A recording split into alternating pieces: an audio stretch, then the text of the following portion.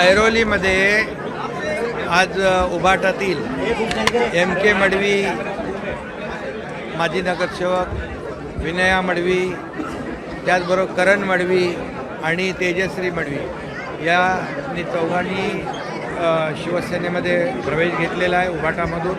मी त्यांचं मनापासून स्वागत करतो आणि त्यांना शुभेच्छा देतो. त्यामुळे ऐरोलीमध्ये पूर्णपणे शिवसेनेचा पूर्ण तो ऐरोली भागामध्ये शिवसेना अधिक मजबूत होईल आणि शिवसेनेची ताकद तिथे ऐरोलीमध्ये अगोदरपासूनच मजबूत आहे आणि MK मडवी आणि त्यांच्या कुटुंबियांनी प्रवेश केल्यामुळे आणखी शिवसेना तिथे मजबूत होईल. कारण MK मडवी एक कार्यकर्ता म्हणून काम गेले अनेक वर्ष करतोय.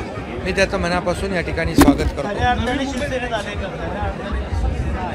खऱ्या शिवसेनेमध्ये आले, खऱ्या शिवसेनेत आणि त्याचबरोबर बेलापूरमधून माजी नगरसेवक मिथुन पाटील, अमित पाटील आणि पूनम मिथुन पाटील काँग्रेसच्या जिल्हा अध्यक्ष महिला त्यांनी देखील शिवसेनेमध्ये प्रवेश केलेला आहे.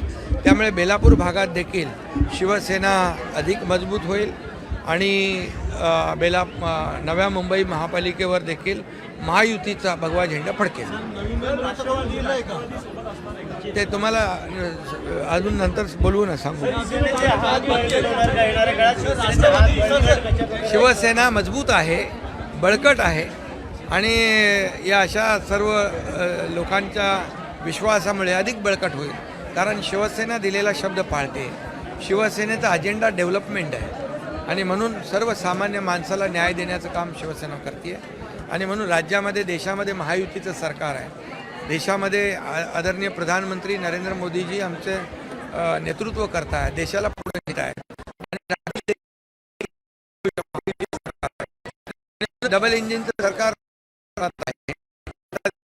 स्वराज्य संस्थांमध्ये देखील एका विचाराचं समविचारी पक्षाचं सत्ता आली तर डबल वेगाने, ट्रिपल वेगाने या ठिकाणी अशा शहरांचा देखील विकास होईल आणि म्हणून लोक हाच विचार करतात. शेवटी डेव्हलपमेंट आणि डेव्हलपमेंट हाच अजेंडा शिवसेनेचा आणि महायुतीचा असल्यामुळे या ठिकाणी लोक येत आहेत. आम्ही त्यांचं स्वागत करतो. महायुती